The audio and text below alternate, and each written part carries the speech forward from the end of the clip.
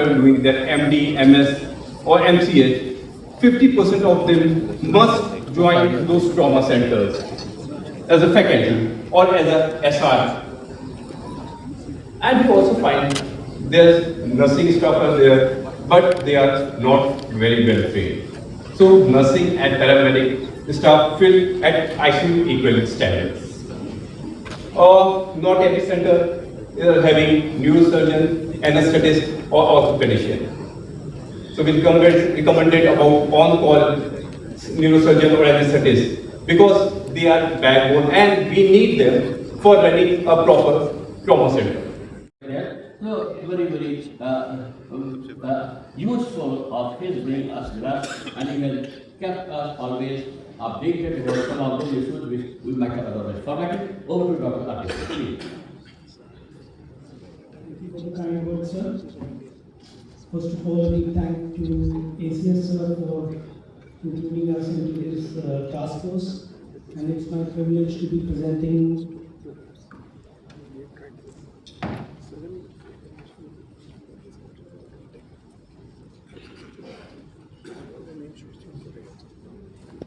EMI को लेकर सारा जो कॉम्प्लेक्स कार्य किया गया इसमें क्या खास सबसे परिचय दीजिए। जी नमस्कार, मैं doctor Premraj Singh, CMS trauma centre और साथ में ट्रॉमा टास्क फोर्स जो ACS द्वारा गठित एक कमेटी है उसमें एज ए मेंबर सेक्रेटरी हूँ। तो आज जो ये कार्यक्रम था brainstorming meeting and CME fraud upgradation strengthening of trauma emergency and burn care इन उत्तर प्रदेश।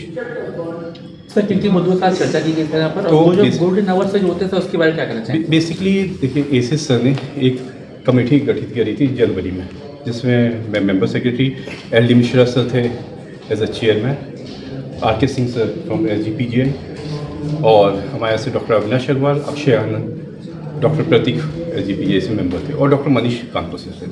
तो बेसिकली ACS ने हम लोग से कहा था कि आप कॉम्प्रिहेंसिव रिपोर्ट बनाइए कि पूरे उत्तर प्रदेश में जो ट्रॉमा सेंटर्स हैं उनमें क्या कमियां हैं, उनको हम कैसे अपग्रेड कर सकते हैं, उनको कैसे ठीक से हम उनको प्रॉपर रूप से उनमें पेशेंट्स हैं उनका प्रॉपर मैनेजमेंट वहाँ पे हो और उनमें क्या क्या कमी है उसे कैसे दूर करा जाए।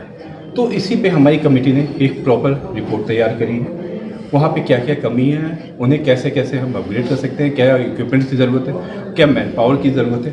तो एक पूरी रिपोर्ट जो हमने बनाई उसी पे आज चर्चा थी। सर लगातार जब केसेस बढ़ रहे थे उसके बारे में कौन सा प्रस्ताव पाई थी? देखिए, ट्रॉमा के लिए सबसे बड़ी समस्या है कि पूरे उत्तर प्रदेश में अगर हम देखें तो KGMC में ही केवल लेवल 1 ट्रॉमा सेंटर है, बाकी SGPGI के एक ट्रॉमा सेंटर है और BHU। इसके अलावा तो मुझे लगता है कि ऐसा स्पेसिफिक ट्रॉमा सेंटर है जहाँ पे सबसे ज़्यादा पेशेंट आते हैं। तो अगर यहाँ से 300 किलोमीटर दूर किसी पेशेंट को एक्सीडेंट होता है तो सबसे पहले वहाँ जिला अस्पताल पहुँचता है, जिला अस्पताल में पहुँचता है, वहाँ पे जो भी इमरजेंसी डॉक्टर रहते हैं वहाँ पे क्योंकि उनके पास प्रॉपर इक्विपमेंट नहीं है तो अपनी नॉलेज बेस पे पेशेंट को एवेलेट करते हैं और प्राइमरी मैनेजमेंट करते हैं। उसके बाद उसे रिफ़र कर दिया जाता है हायर सेंटर। अब हायर सेंटर मतलब है कि अगर वो KGMC आता है तो वहाँ से 300 किलोमीटर दूर अगर मरीज़ आ रहा है तो 6 से 8 घंटे उसे यहाँ तक पहुँचने में लग जाता है। तो हम ऐसा सिस्टम डेवलप करना चाह रहे हैं कि मरीज़ को 100 किलोमीटर रेडियस में ही ट्रॉमा की व्यवस्था उसे मिल जाए।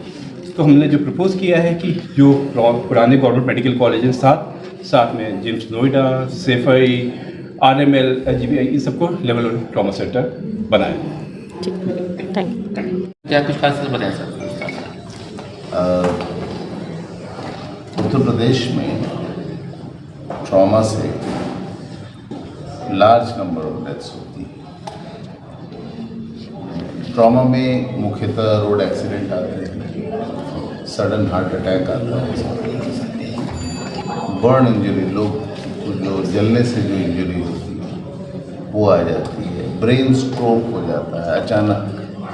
तो इन सभी को लेकर आप लोग जानते हैं कि मरीज़ को लेकर परिवार के लोग ट्रॉमा की ओर जाते हैं। तो ये जो ट्रॉमा सर्विस है ये जैसे हर अस्पताल में इमरजेंसी होती है तो इमरजेंसी का एक मुख्य भाग ट्रॉमा होता है। तो ट्रॉमा में ये जो अकस्मात जो परिस्थितियाँ उत्पन्न होती हैं वहाँ डील किया जाता है। अभी प्रदेश में माननीय मुख्यमंत्री जी ने रोड एक्सीडेंट से होने वाली मृत्युओं की पूरी समीक्षा करके ये निर्देश दिए थे कि सभी विभाग, जिसमें पुलिस भी है, परिवहन भी है, स्वास्थ्य भी है, किस प्रकार रोड एक्सीडेंट से ट्रॉमा होता है, उसमें कैसे कैसे आपसी तालमेल करते हुए उसको आगे बढ़ाएं और अपने अपने विभाग की व्यवस्थाओं को दुरुस्त करें। तो यहाँ पर हमने जो वरिष्ठ चिकित्सकगण हैं उनका एक टास्क फोर्स बनाया। उस टास्क फोर्स ने गहन विचार विमर्श कई चक्र में करके, कई राउंड उन्होंने विचार विमर्श करके जो खाका तैयार किया है कि 5 साल में प्रदेश में ट्रॉमा, क्योंकि 1 महीने में 1 साल में ये सब विकसित नहीं हो पाएगा, समय लगेगा, और उसकी प्राथमिकता क्या होगी, तो ये सारी चीज़ें आज पूरे प्रदेश के सारे मेडिकल कॉलेजेस और चिकित्सा स्वास्थ्य विभाग के वरिष्ठ डीजी, डायरेक्टर्स, इसके अलावा जितने हमारे संस्थान हैं जैसे पीजीआई है, केजीएमयू है, यूपी मेडिकल यूनिवर्सिटी सैफई है, राममनोहर लोहिया है, हर जगह से यहाँ पार्टिसिपेशन है। तो जो रिपोर्ट प्रस्तुत की जाएगी उस पर विचार विमर्श होकर उस रिपोर्ट को फाइनल किया जाएगा। इसलिए इसका नाम ब्रेन स्टॉर्मिंग वर्कशॉप दिया गया है, ताकि सभी लोग अपने विचार विमर्श इसमें करें। भारत सरकार से नीति आयोग से सदस्य स्वास्थ्य नीति आदरणीय डॉक्टर वी.के. पॉल भी इसमें पधारे हैं। अभी उनका प्रेजेंटेशन होने वाला है। उद्घाटन सत्र में वो पहले ही भारत सरकार की क्या प्राथमिकता है उसके बारे में बोल चुके हैं, आपने उनको सुना है। आज के उद्घाटन सत्र में हमारे मुख्य अतिथि आदरणीय उप मुख्यमंत्री श्री ब्रजेश पाठक, विशिष्ट अतिथि आदरणीय श्री मंकेश्वर शरण सिंह, राज्य मंत्री चिकित्सा स्वास्थ्य एवं परिवार कल्याण तथा चिकित्सा शिक्षा, और हमारे दूसरे विशिष्ट अतिथि आदरणीय श्री अवनीश कुमार अवस्थी, सलाहकार माननीय मुख्यमंत्री जी के, वो भी पधारे थे।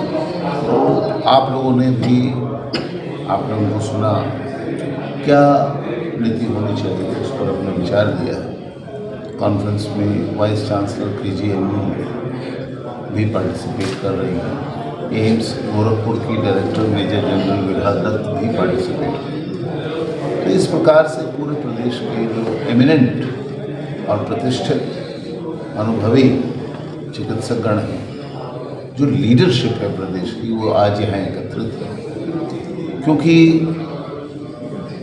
अभी हम लोगों ने आंकड़ा देखा कि 46,000 से 48,000 एक्सीडेंट केरल में भी होते हैं और यूपी में भी होते हैं सब, लेकिन केरला में 4,000 से कम लोगों की मृत्यु होती है, यूपी में 24,000 से ज़्यादा लोगों की मृत्यु हो जाती है। ये 6 गुना है। तो हम इस लोड को, और हम सिर्फ मृत्यु की बात कर रहे हैं, विकलांगता बहुत होती है, और इसमें करीब 75% लोग वो हैं जो 15 से लेकर 45 साल, जब वो अर्थव्यवस्था के सक्रिय सदस्य हैं, आय कर उपार्जन करते हैं, जीविकोपार्जन करते हैं, अपने परिवार का लालन पालन करते हैं, उस एज में